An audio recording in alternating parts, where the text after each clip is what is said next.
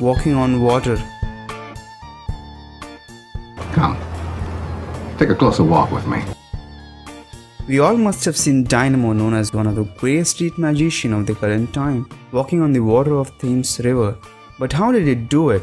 Well, the answer sure lies into the plexiglass. Plexiglass, when submerged into water, is almost hard to find because the density of plexiglass is almost similar to that of water. Plexiglass are clearly supported by plexi tubes, and many magicians have tried the same variant in swimming pools or water lakes. But no matter where it's performed, the answer surely lies into the plexiglass. Darcy Oak's Dove Illusion. Darcy Oak, the contestant magician in Britain's Got Talent, showed the magic in which he got pigeons from burning feathers. But how did he really do it? Let's have a closer look at this trick. The wings that he showed us before lighting it up is actually a special type of paper known as flash paper.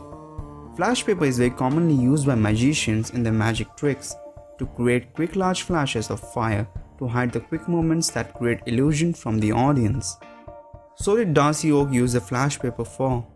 Using a chance of quick flash of fire, Darcy Oak quickly got the pigeons from his left hand's secret sleeve pocket that we can see here.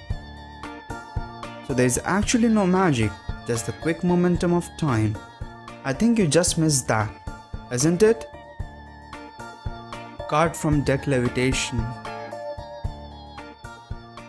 It's almost impossible to know what the other person is thinking or watching, but not too hard for a magician.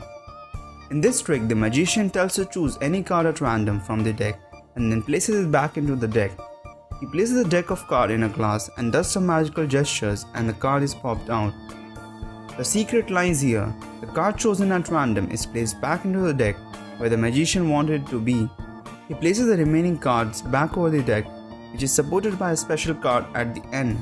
The special card is supported by a counterweight that moves a small pad upwards when the card is turned upside down.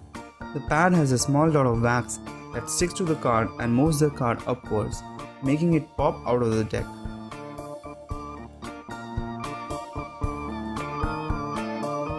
Girl levitating in air. Ladies and gentlemen, please watch this very, very closely.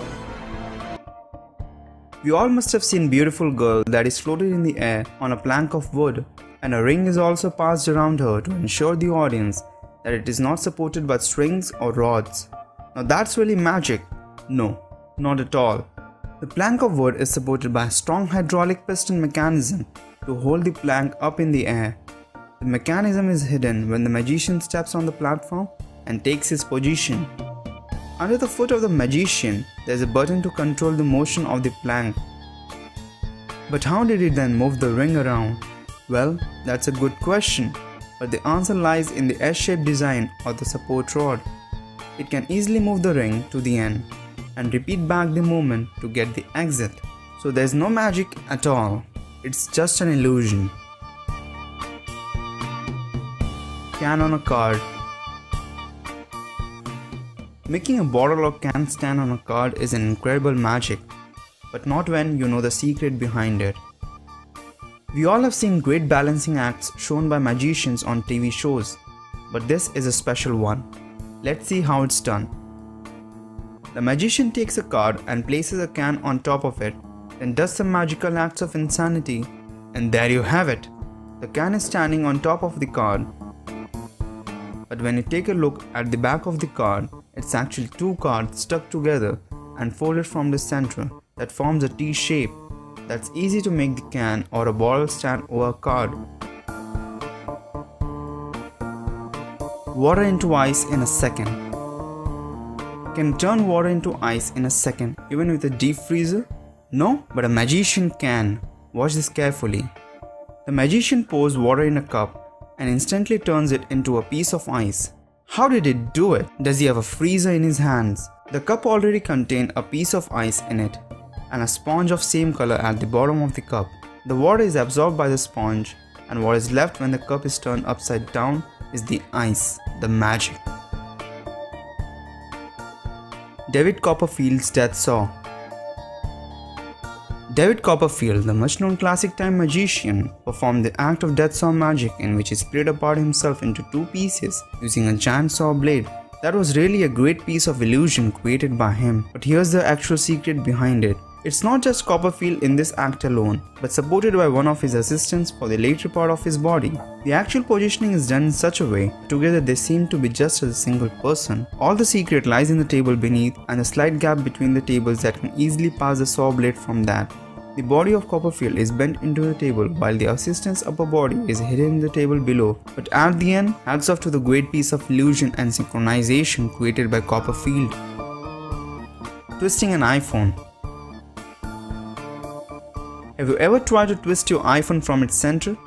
Obviously not. But Dynamo has done it in front of people on streets. He took an iPhone and magically twisted it from its center to half screen and half back position. That's insane. How did it do it? Well, here's the actual trick behind it. Dynamo took an exact half back cover of iPhone and placed it carefully holding over the screen. Now showing the audience the back of iPhone at first, he covered the iPhone with both of his hands and instead of twisting it actually, he just rotated the iPhone entirely to screen side with a half back cover placed over it. Go try out this trick with your friends and make them scream like crazy. Jamie Raven's lemon trick. Jamie Raven, the magician famous for his acts in Britain's Got Talent, in his final magic he got a signed note by Alicia out from the lemon that was kept intact in front of her since the start of the show. Could you take out the note for me? You've got to be kidding me. Does that have your name on it? Is that your name?